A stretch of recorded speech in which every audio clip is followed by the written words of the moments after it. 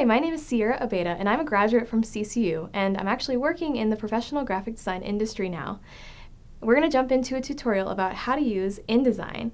And InDesign is a super complex but really powerful program that's used in a lot of different ways to create print designs and print collateral. So let's jump into it. I already have InDesign open on my computer, so let's talk about what InDesign is used for. People have a love-hate relationship with InDesign because it doesn't offer the ability to create graphics like Illustrator and Photoshop do, but that's because InDesign is meant for layout using graphics that you do create in Illustrator and Photoshop. And it's a really great way to create print collateral. So it's mostly used for magazine designs, book designs, posters, any advertising and print collateral that you need. This is super helpful. It offers margins, bleed, gutters, which we will talk about, and all of the different things that you'll need to create a successful layout. It also offers a lot of pages that you can use to create multiple paged books, magazines, brochures, anything like that. So let's jump right into InDesign and get started. Here I have it open on my computer, and the first thing we're going to do is open New File. Now there's a lot of information on this tab here, so we kind of need to figure out what we want to create and what size we need it to create it at. So right now the units are set to picas, and picas are kind of an old-fashioned form of measurement, so we're going to jump to inches because that's typically what people use. And here you can see the width, the height of our document. We want it to be a regular page size, 8.5 by 11. So 8.5 is the width, 11 is the height, and then here you can see orientation. It can either be portrait orientation or landscape orientation, and for now we want to create a portrait orientation document. Now this tab right here tells you how many pages you have in your document. Let's say I want to create a book that has 5 pages. It'll have 5 internal pages, but it'll also have extra pages for the cover and the back cover. So if we add the cover and the back cover, that adds up to 7 pages. So I'll input 7 pages on that. We'll create a 5-page document, which is a lot to start with. And here you can see it says start number. That gets a little more complicated, but basically if you were creating a document that had a cover page and you didn't want the cover page to be page number 1, you wanted an internal page to be page number 1, you would change that. So right now I'm going to change the start number to page number 2. Next we have columns and column gutter. This will be necessary if you have text boxes with lots of information and you need to use columns. But let's jump down to the margins section. So margins are super important because if you don't have margins and you have text that goes all the way to the edge of the page, it's probably going to get cut off when it prints. So margins keep things clean, looking nice, and well organized. Right now we have margins set to 0.5 inches on the top, bottom, inside, and outside. Now if we're looking at a document in InDesign, it's going to open like a book. So the inside would be the inside of the left page, and the outside would be the outside of the page. We'll talk about that more when we jump into this so you can see it in action in InDesign. Next section we have, and this is the last section, is the bleed and slug. So the bleed allows for graphics, backgrounds, anything like that to go off of the page ever so slightly so that when you cut the document to the exact size that you need, the color or the ink goes all the way to the edge of the page and makes it look really nice rather than having a white bar or margin on the side. And then the slug is just a way to input print information. It's not something that will print when you print the document. It's outside of the document and you can input any notes that you'll need along the way when you're in your project. So let's go ahead and click Create. Cool. And now we have here our document is all loaded up. You can see that we have 2 pages right here, and this is exactly what I was talking about with the margins.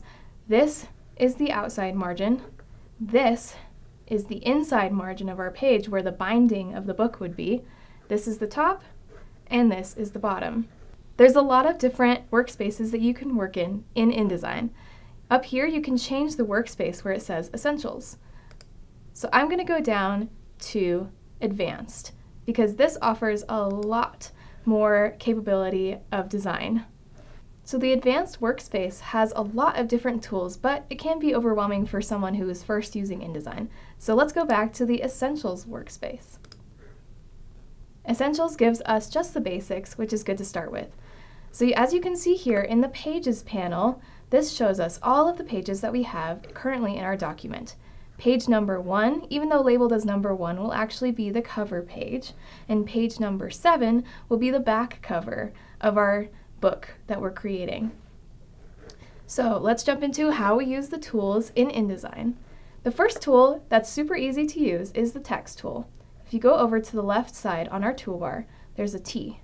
Click on the T and click and drag to create a text box. Make sure to keep your text within the margins and follow the rules of the margins so that your text doesn't get cut off when it's outside of the margins. So what I can do here is create a text box, and I can type in anything I want. For now, I'm going to type in my name and my age. Not that you needed to know that about me.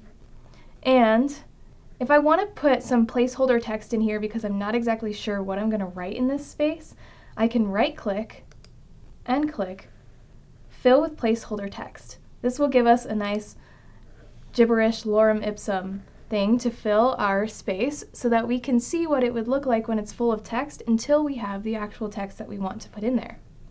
So that's a great tool to use. You can click on this selection tool to resize the text box. I can drag it around and make it different sizes. Now we were talking about earlier columns. How do columns work in InDesign? So if I want to create a full page text box, but I need it to be split into 2 columns, we're going to have to go into the advanced workspace for this. So I'm changing the workspace to advanced, and over here there's a little icon that has 3 divided bars. That is the columns icon. Right now the number of columns is set to 1, but we can change it to 2. And as you can see, it makes automatically 2 columns on our document. Now I can change what is called the gutter between the columns, which is the space in between this right here.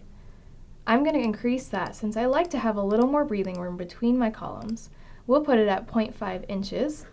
And then I want the rest of these columns to be filled up with text, so I'm going to double click into the text box and fill with even more placeholder text. As you can see, it'll automatically flow into the next column, and you don't have to worry about copy and pasting text into 2 separate columns. So that's a super easy tool to use. It makes it super great to organize everything. Let's talk about inserting graphics into our document. You can use Illustrator or Photoshop graphics that you've created, or just photos that you find online. So I have my downloaded graphic. We're going to use a cute little image of a pig. So I go up here to File and Place. This will place a linked image into our document. If I go to the Downloads folder, you can see right here that I have pig.jpg. Double click on that. Now I have the image attached to my cursor, so I'm just going to place it right here in the corner of the margin. And there we have a cute little pig. Now InDesign automatically puts pictures into frames. To understand how a frame works in InDesign, imagine a frame that you would buy at Target or Hobby Lobby, and you would put a picture of your family into it. That frame should be the right size for your family photo. But if you were to shrink that frame to a different size, it would cut off parts of that family photo, and that frame would be a little too small for your image. That's exactly how frames work in InDesign. So as you can see here, this pig is getting cut off because I shrunk the frame. To undo the shrinking the frame, I can press Command-Z on Mac, Control-Z on PC, or go to Edit, Undo Resize Item. And now our pig is a nice size. But let's say that we want to change the size of the pig inside the frame. To do that, click on this circle inside of the frame. It'll bring up a different bounding box, and as you can see, these little resizing squares change to the color brown instead of blue. It's hard to see, so you have to look out for it. And in order to change the size of the pig, I have to press and hold Shift as I click and drag. And now our pig is a nice little size, and you can see that our blue frame is still kind of floating out here.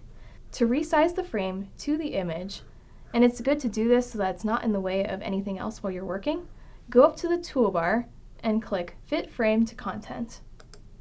And as you can see, our blue frame is now perfectly framed around our pig. Now, unfortunately, we have some text hiding behind our pig. So how do we text wrap so that that text goes down below the image and wraps around it? We can go to Window, Text Wrap, and as you can see here, we have quite a few options. This is the option that I want to use, Wrap Around Bounding Box. This will create a bounding box around our image where the text can float around. So I'm going to click on that. And now you can see that it shoved all of that text that was hidden behind the pig, underneath it. But it looks a little awkward because it's right up against that image, and we will like some breathing room. So here we can change the spacing of our bounding box. Right here is the top of the image, this is the bottom of the image, this is the left side of the image, and this is the right side of the image. So we don't really need left and right since we have the margin and the column gutter, but we do want the bottom. So I'm gonna change the bottom. And these are all linked together, meaning that they will all change the same size at the same time. If I want to change just one, I'm gonna press this link button and break the link so that I can just edit one at a time.